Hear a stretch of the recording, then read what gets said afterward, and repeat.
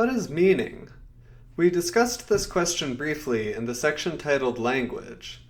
Let's recall in summary what I said back there. I drew a distinction between three types of meaning: speaker meaning, listener meaning, and sentence meaning. Speaker meaning is what a speaker intends to mean by a sentence in a particular instance. Listener meaning is what a listener takes a sentence to mean in a particular instance.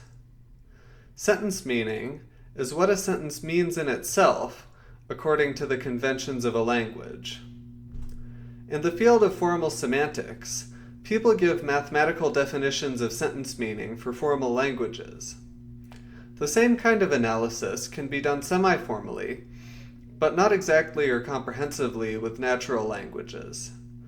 I pointed out that it is not feasible to give a definition of English sentence meaning that works across the board because of the complexity and variability of English language use. We can still usefully talk informally about the conventional notion of English sentence meaning, even though the concept breaks down after a certain point. I pointed out a competition between two general approaches to understanding linguistic meaning: psychological approaches and non-psychological approaches. And of course you can have approaches that combine psychological and non-psychological elements. I would class those as psychological. So the problem with psychological approaches that I pointed out in the section on language is that, arguably, psychology is mostly inscrutable. I think this is the biggest reason for the attractiveness of non-psychological approaches to understanding meaning.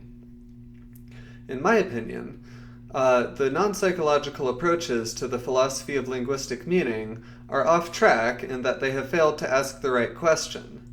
For me, linguistic meaning is by definition a kind of phenomenon that occurs inside human minds. I would compare a meaningful linguistic utterance to a key that opens some door in an appropriate listener's mind. A lot of non-psychological approaches to understanding linguistic meaning, in my opinion, can be compared to attempting to figure out what's behind a door by inspecting the shape of the key that opens it. In summary, I take a psychological approach to the theory of linguistic meaning, because linguistic meaning is a phenomenon in the human mind.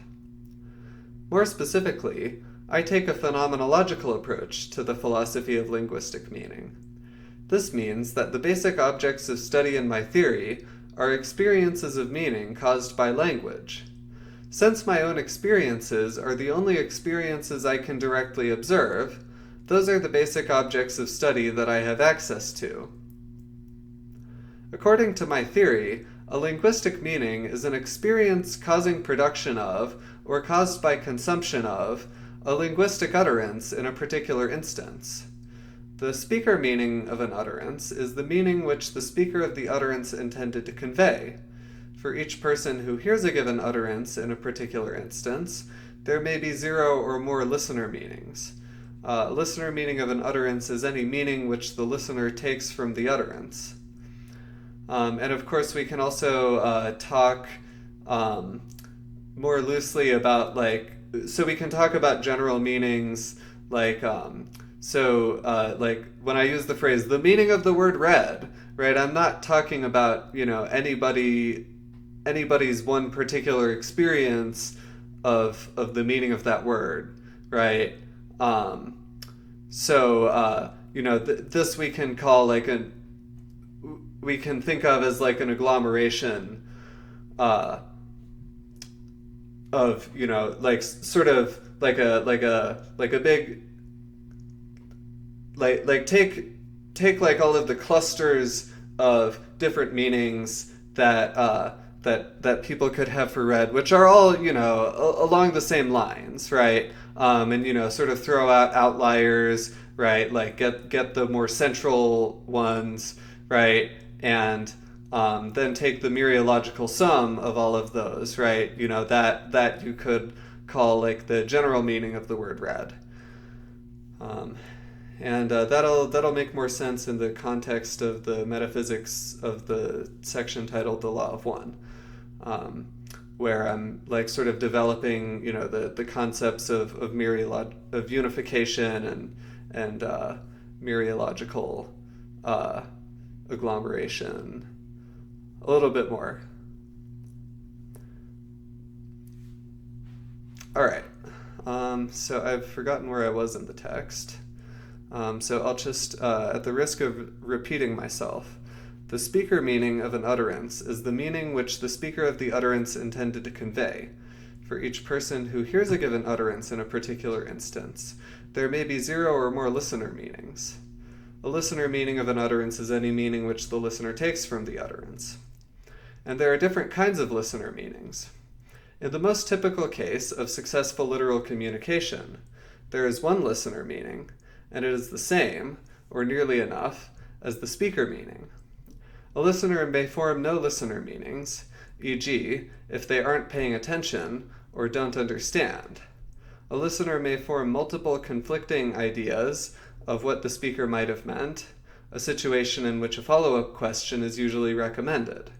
A listener meaning may be a misunderstanding, where the listener forms a meaning and falsely assumes that it is the speaker meaning. A listener may also form a misunderstanding which they recognize to be an obvious misunderstanding, but which comes to mind nonetheless, e.g., perhaps because it is humorous. These are not the only kinds of listener meanings. Speaker meanings can also involve complexities such as double meanings, sarcasm, and irony. When a speaker intends to convey a double meaning, it seems fine to me to say either that there are 2 speaker meanings, or that there is 1 speaker meaning, with 2 aspects or layers. So the foregoing gives us a basic theory of what meaning is and how to study it further. According to the theory, linguistic meanings are experiences pertaining to utterances, and they are of 2 types, speaker meanings and listener meanings. So communication is basically the attempt to coordinate speaker meanings and listener meanings in such a way that we achieve something we call shared understanding. This involves, among other things, a level of agreement on what statements are true and false, and the appearance of meaning the same things by words and sentences. So there are many aspects to communication, and I encourage the reader to pursue education and communication beyond this book, but to do where, that's a good question. A model of communication that I like is the Shannon-Weaver model of communication. According to this model, communication involves the following components. The sender, a person, let's say. The receiver, a person also, let's say. The channel, the medium of communication, e.g. the atmosphere.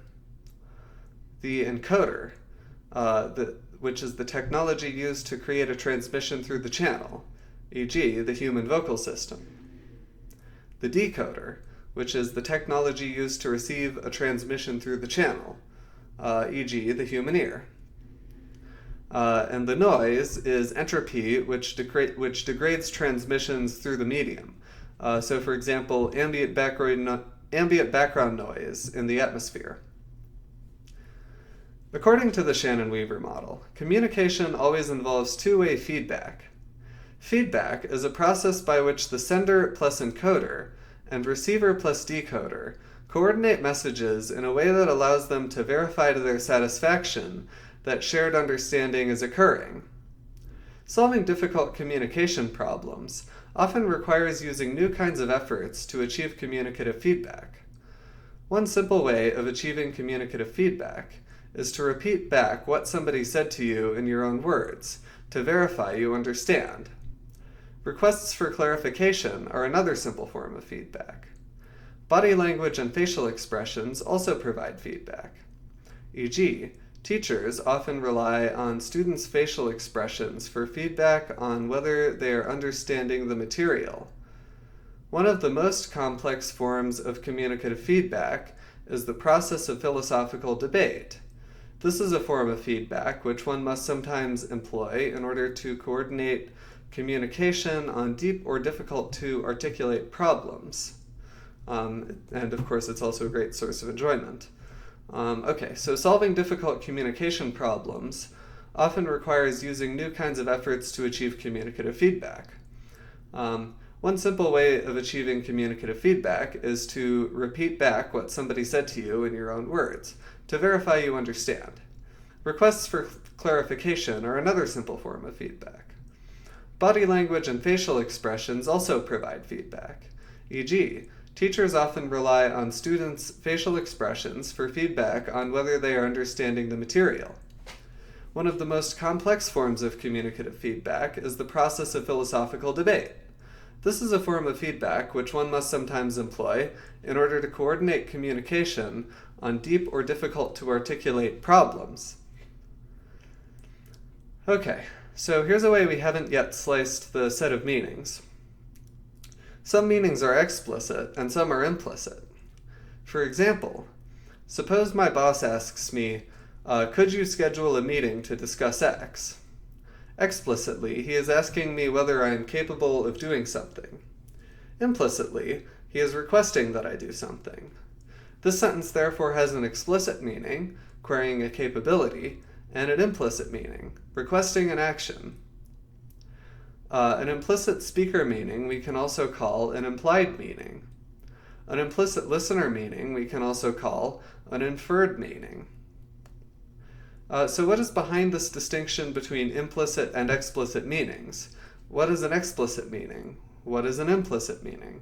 And how is the concept of explicit meaning related to the concept of sentence meaning or conventional literal meaning? Are explicit meaning, sentence meaning, and conventional literal meaning all the same concept by different names, or are they different concepts? Explicit meaning and sentence meaning are not the same concept. As you can see by inspecting the name, sentence meaning is a concept that applies only to the meanings of sentences. On the other hand, any piece of language can have an explicit meaning, and that includes paragraphs, words, and so forth. So for the same reason, conventional literal meaning and sentence meaning are not the same concept. Right, this is, a pretty small distinction, right, but, so are explicit meaning and conventional literal meaning the same concept? I think so. As of yet, I see no distinction. The concept of explicit/conventional literal meaning is, to recall, a fuzzy concept which apparently won't ever practically be fully detailed or fully well defined.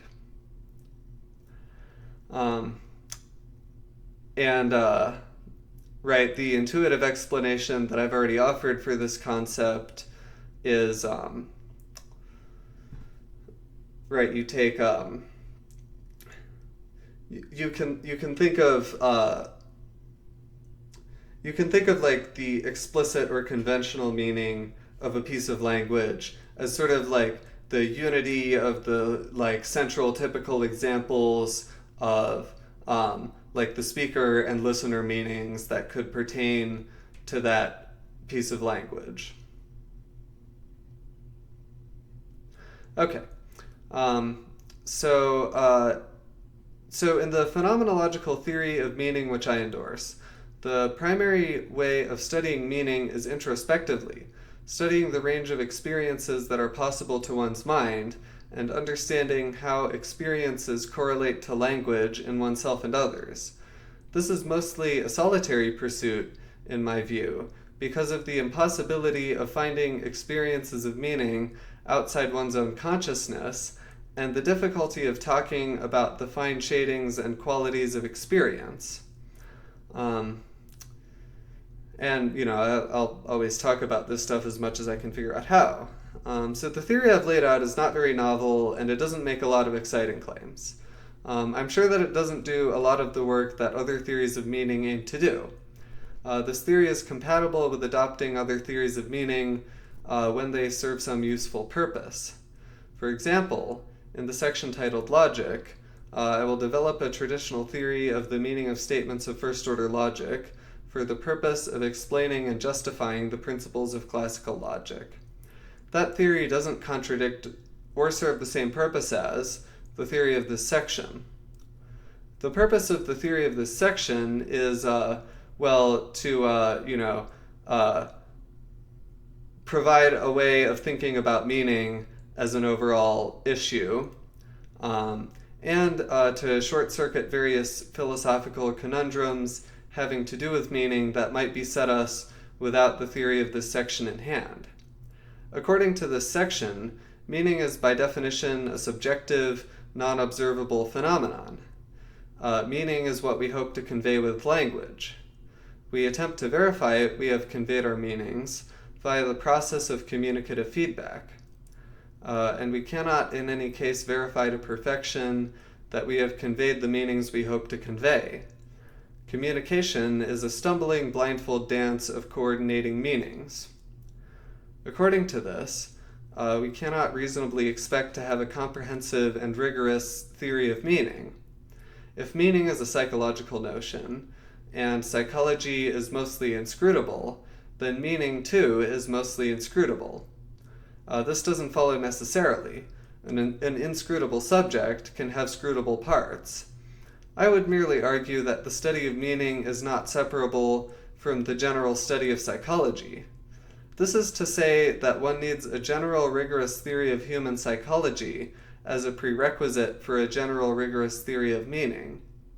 I won't provide either kind of theory here, but if you come across such a theory, of meaning or of psychology, then I'm interested in hearing about it.